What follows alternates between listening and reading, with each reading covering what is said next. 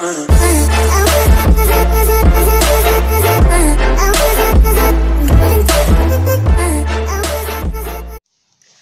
everyone, welcome to my channel, and in this video I am going to discuss about what is language, its meaning, properties and the stages of language learning. So what is language? Language is a compact structure of sounds and words. It derives from the Latin word lingua and it means tongue, ziva. Another word used for language, that is parole. The definition according to O. Jesperson, language is a set of human habits, the purpose of which is to give expression to thoughts and feelings. This is according to O. Jesperson. Bhasha mane ki ami hokole janu, it is a means of communication. So now let's talk about the properties of language. What are the properties of language? Property khini ki ki? Bhashar jikhini property ek number te number 1, that is reflexivity. So what is reflexivity? Reflexivity mane ki? Let's say when animals communicate, we have some doubts to question whether they think about what they communicate. Suppose if I give you an example, when a dog barks, does it think about his barking or does it bark about his barking? We really do not know about that. But human can use language to talk about language, to think about language, speak to talk about language, write to discuss about language. Yes, this is the property of human language, that is reflexivity. This property allows us to think, to analyze, to talk about our own language, means human language. बहुत important property হয়, যথেষ্ট গুৰুত্বপূৰ্ণ property. Reflexivity মানে আমি গম পাইছো যে ইয়াৰ যোগেদি আমি কি কৰিব পাৰো, আমি নিজৰ ভাষা প্ৰয়োগ কৰি ভাষাৰ বিষয়ে আলোচনা কৰিব পাৰো, ভাষাৰ বিষয়ে চিন্তা কৰিব পাৰো, ভাষাৰ বিষয়ে কি কৰিব পাৰো, বিশ্লেষণ কৰিব পাৰো। কিন্তু যেতিয়া জীৱ-জন্তু বিলাকে কিবা এটা উচ্চাৰণ কৰে, শব্দ তেওঁলোকে প্ৰডিউস কৰে, শব্দ উলিয়াই বা শব্দ বিভিন্ন ধৰণৰ মাত মাতে, তেতিয়া আমি নাজানো যে তেওঁলোকে সেই শব্দবিলাক কিছুমান চিন্তা চৰ্চা কৰি মেলি প্ৰডিউস কৰিছে নে জাস্ট তেওঁলোকে ইমিডিয়েট সিচুৱেশনটোৰ কাৰণে প্ৰডিউস কৰিছে। সাপোজ এটা কুকুৰৰ যদি উদাহৰণ দিও, কুকুৰে যেতিয়া ভুকে তেতিয়া আমি নাজানো যে সি কি চিন্তা কৰি ভুকিছে বা সি চিন্তা কৰিছে নে নাই, সেই কথাটো আমি নাজানো। বা সি যেতিয়া ভুকি থাকে তেতিয়া তেওঁলোকৰ যিটো ভাষা, সেই ভাষাৰ ওপৰতে কিবা বিৱৰণ দি আছে নেকি, সেই কথাও আমি নাজানো, সেই কথা আমাৰ স্পষ্ট নহয় বা জ্ঞাত নহয়। That is the difference between the human language and the animal language. Next property to hoise just an important property, probably the most important property of human language, that is displacement. So what is displacement? Displacement mane hoise when a cat says mew, we really do not know whether he is talking about any incident that happened yesterday or something which is going to happen tomorrow or in future, or whether he is talking about the present situation. যেতিয়া এটা মানে মেকুৰীয়ে মেও বুলি কয়, আমি নাজানো যে যোৱাকালি হৈ যোৱা ঘটনা এটাৰ বিৱৰণে দি আছে নে বৰ্তমান হৈ থকা এটা ঘটনাৰ কথা কৈ আছে নে অহাকালি বা আহিবলগীয়া দিনবিলাকত হ'বলগীয়া কিবা ঘটনাৰ বিৱৰণ দি আছে বা কিবা ফিউচাৰত তেওঁ কৰিবলগীয়া কামৰ বিৱৰণ দি আছে, মানে মেকুৰীটোৱে কৰিবলগীয়া কামৰ বিৱৰণ দি আছে। আমি এই কথাটো নাজানো, it's not clear to us. Generally ধৰা হয় right, তেওঁলোকে অকল বৰ্তমানৰ সময় মানে ইমিডিয়েট সিচুৱেশনৰ ৰিঅ্যাকশন দিব পৰাকে তেওঁলোকৰ ল্যাঙ্গুৱেজটো ডিজাইন কৰা হৈছে। But human language, we can use our language to talk about present, to talk about past, to talk about future, or we can even use our language to talk about some abstract ideas, concepts such as ghost stories of fairy tales. Yes, fairy tales about ghost is an abstract idea which probably even doesn't exist in the world. পৃথিৱীত নথকা কিছুমান বিমূৰ্ত কথা বা কাল্পনিক অলৌকিক কিছুমান ধাৰণা এনেকুৱাবিলাকৰ বিৱৰণ দিবৰ কাৰণেও আমি আমাৰ ভাষাটো ব্যৱহাৰ কৰিব পাৰোঁ। আমি অতীতৰ কথা বিৱৰণ দিবলৈ নিজৰ আহিবলগীয়া দিনবিলাকত কৰিবলগীয়া কামৰ বিৱৰণ দিবলৈ বৰ্তমান চলি থকা অৱস্থাৰ বিৱৰণ দিবলৈ বিভিন্ন ক্ষেত্ৰত আমি আমাৰ লেংগুৱেজটো ব্যৱহাৰ কৰিব পাৰোঁ আমাৰ ভাষাটো ব্যৱহাৰ কৰিব পাৰোঁ that is displacement that is a very important property of human language কিন্তু জীৱ জন্তুৰ ক্ষেত্ৰত এই প্ৰপাৰ্টিটো নাই তেওঁলোকক ধৰা হৈছে they are specially designed means their communication is specially designed to talk about the present situation. And the another property of human language that is duality. So what is duality? Duality mane ki bujo duality mane? Suppose if we say human language actually functions at two distinct levels. Number one, that is sound level, and number two, that is meaning level. So sound level and meaning level. So what is sound level? Sound level, in this level human language produce some distinct sounds. Like if you say an example like ba sound, a sound and ta sound. Ba sound, a sound and ta sound.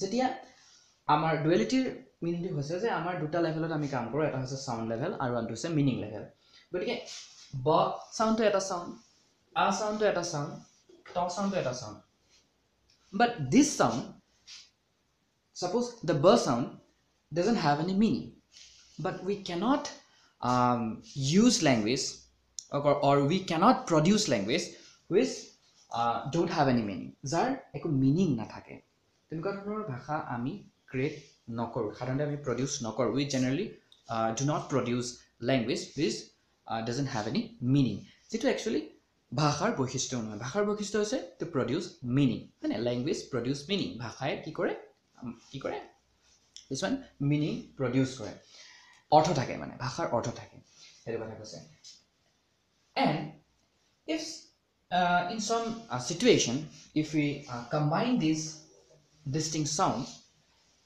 into meaningful units that is called words like if you combine ba sound a sound and ta sound then we get a meaning of a word like bat that is the flying creature hane bat soraitu kotha badulitu kotha ami pabo paru jara meaning pai jabo paru jetia ami a distinct sound bilak ki korim combine kori dim tetia ami kima word mam তেনেধৰণে আমি word বিলাক combine কৰিলে sentence পাম that is duality and also we can change the sequence of this if we change the sequence like t ta sound a sound and ba sound means tab tab yes so that is duality this is a very important property of language let's see the another property what is the another property So another important property that is arbitrariness. Arbitrariness.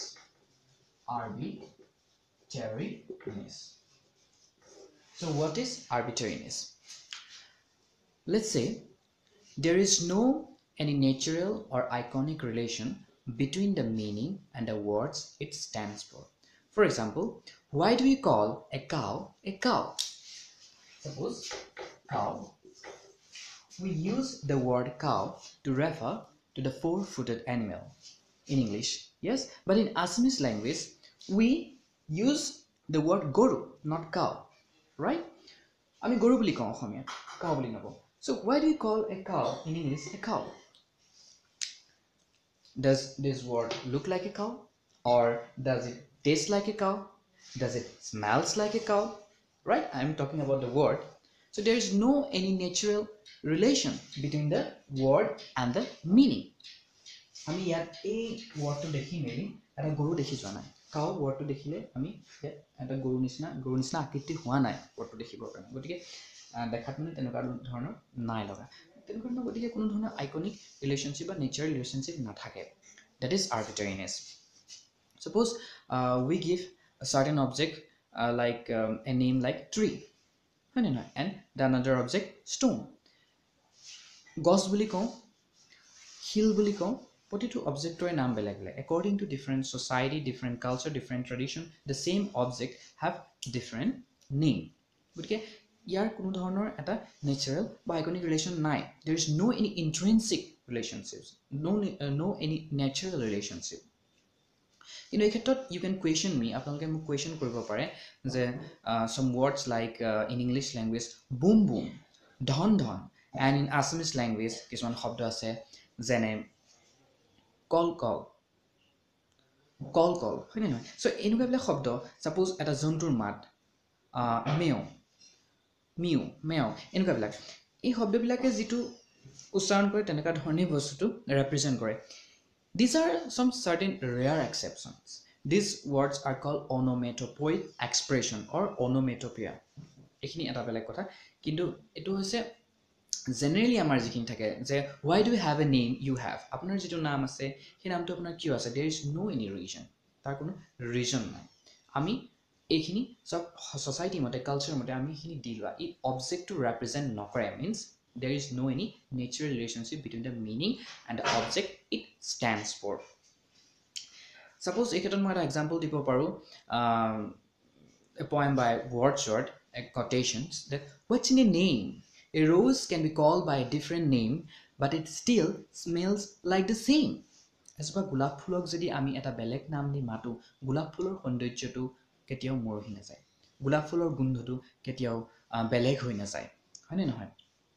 গতিকে এইটো আমাৰ নিজেই সৃষ্টি কৰা নামবিলাক আমি সোসাইটিত সৃষ্টি কৰোঁ, গতিকে ইয়াৰ লগত কোনো প্ৰাকৃতিকগত বা নেচাৰেল বা আইকনিক কোনো ধৰণৰ ৰিলেশ্যনশ্বিপ নাথাকে. That is very important property, that is a very important property of language, that is আৰ্বিট্ৰেৰিনেছ.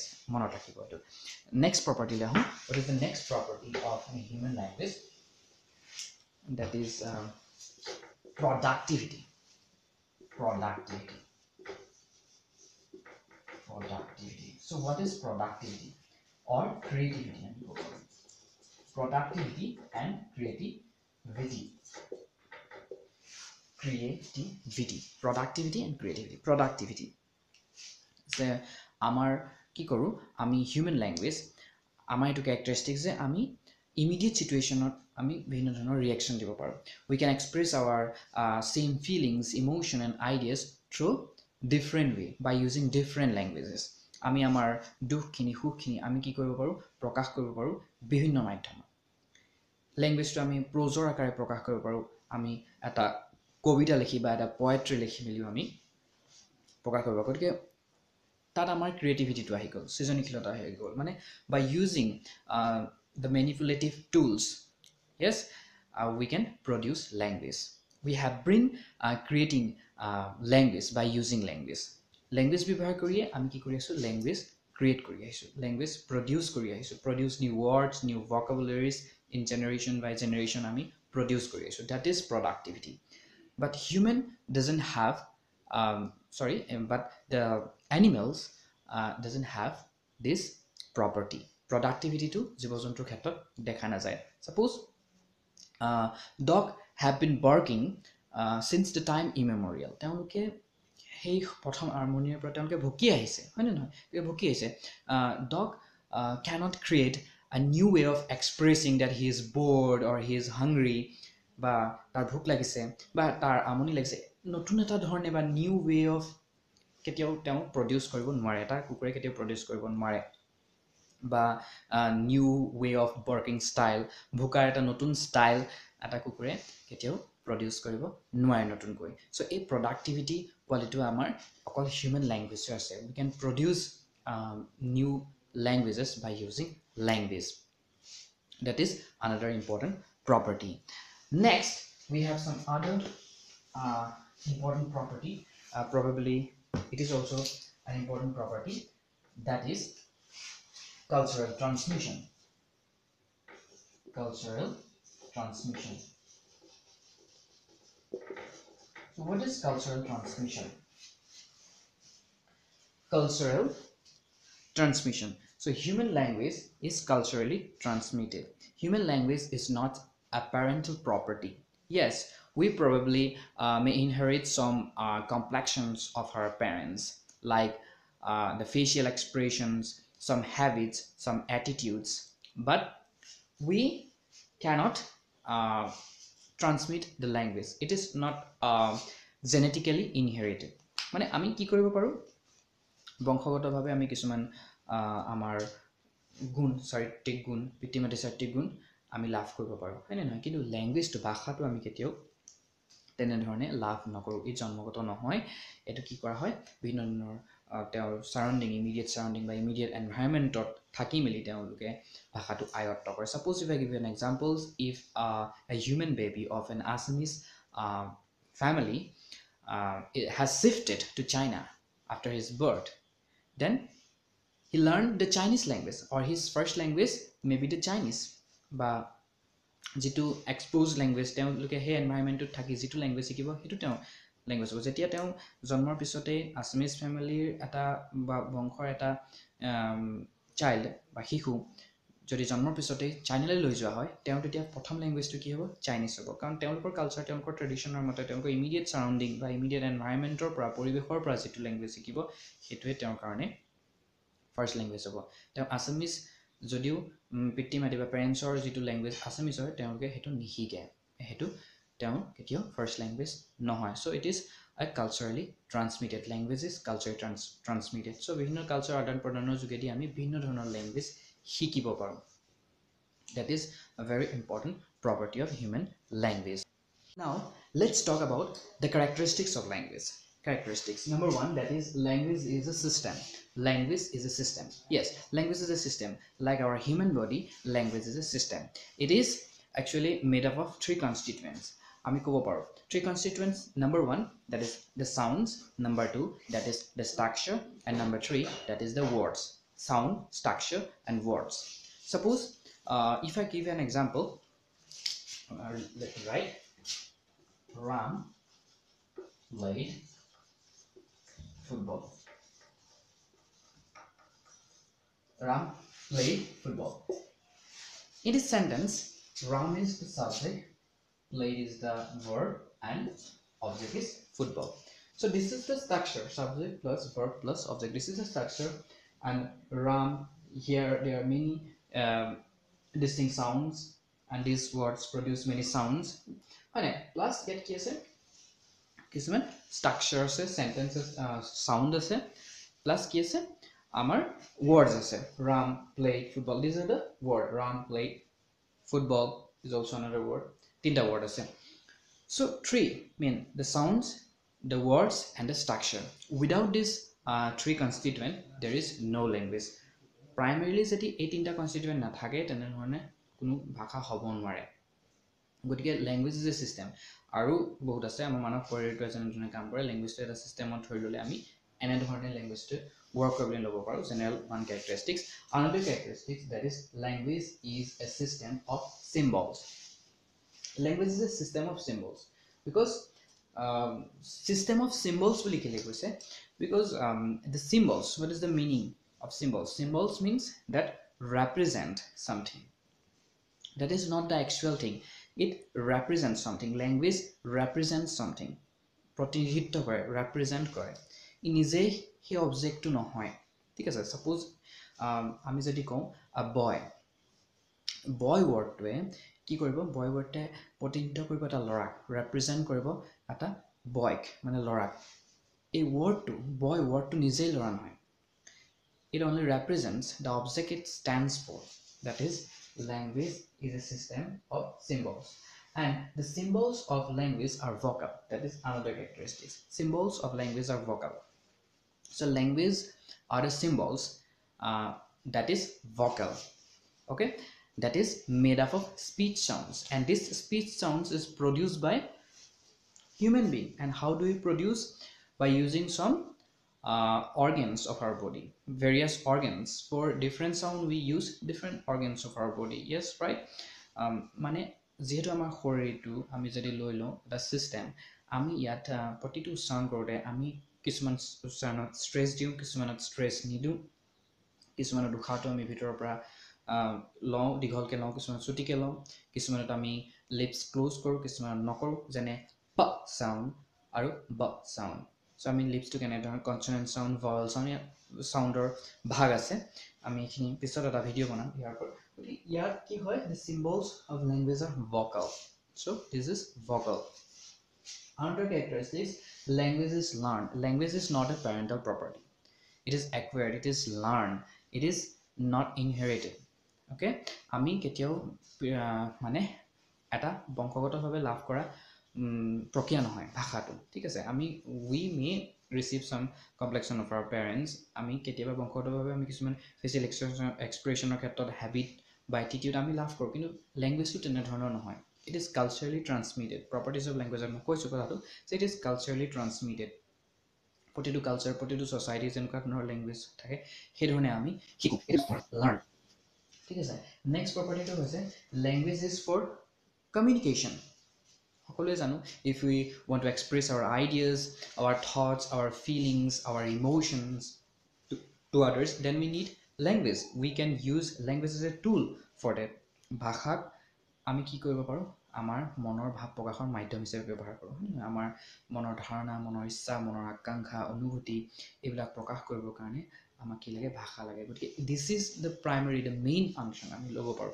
ল্যাঙ্গুৱেজৰ এটো মুখ্য ভূমিকা মানে মুখ্য কাৰ্য ল্যাঙ্গুৱেজৰ মুখ্য কাৰ্য হিচাপে ল'ব পাৰো যে language as a means of communication সমাজত আমাক সমাজৰ প্ৰয়োজন সমাজত আমি কি কৰিম আনৰ আগত আমাৰ এই মনৰ অনুভূতি ভাষা যোগেদি প্ৰকাশ কৰিম নেক্সট characteristic হৈছে language is related to culture in which it exists language is related to culture in which it exists মানে যেটো আমি যেটো কালচাৰত থাকো আমাৰ সংস্কৃতি যি আমাৰ যিখন সমাজ বা প্ৰতিটো শিশুৰ যিখন সমাজত তেওঁ ডাঙৰ দীঘল হৈছে যিখন সমাজত তেওঁ থাকে সমাজত বসবাস কৰে প্ৰতিটো সমাজৰ যিখিনি ট্ৰেডিশনৰ মতে যিখিনি ল্যাঙ্গুৱেজ আছে তেওঁলোকৰ মতে ল্যাঙ্গুৱেজটো তেনে ধৰণৰ হ'ব মানে প্ৰত্যেকৰে বেলেগ বেলেগ হ'ব different culture different language particular এটা অবজেক্টৰ যিটো নাম সাপোজ মই প্ৰপাৰ্টিজ অফ ল্যাঙ্গুৱেজত কৈছো এটা ইংলিছত আমি ক্যাট বুলি কওঁ অসমীয়াত আমি মেকুৰী বুলি কওঁ তেনে ধৰণে কিছুমান ওয়াৰ্ড পাৰ্টিকুলাৰ কিছুমান কালচাৰত কিছুমান ওয়াৰ্ড ব্যৱহাৰ কৰা হয় যিবিলাক word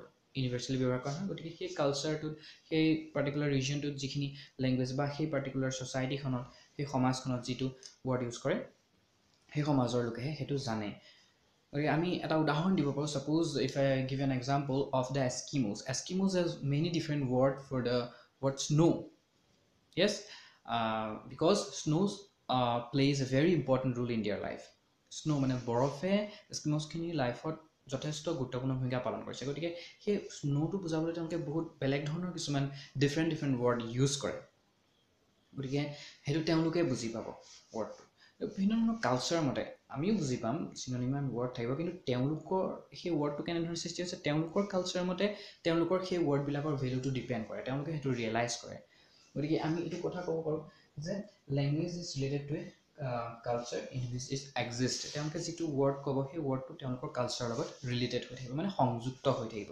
these are the properties there are some other properties characteristics there are some other characteristics বহুত যথেষ্ট মানে ভাষাৰ বৈশিষ্ট্য বুলি ক'লে আৰু বহুত আহি যায় there are some other characteristics of language like language is made up of habits language is social behavior language changes so these are the characteristics আৰু কিছুমান characteristics আছে characteristics খিনি আপোনালোকে মোক জনাব কমেন্টছত শেয়াৰ কৰিব now let's see the stages of language development stages আমি ভালৰ ভিডিও বনাম ইয়াৰ ওপৰত stages খিনি describe কৰি just মই আপোনালোকক shortly stages খিনি বুজাই দিছো number 1 stage that is recognition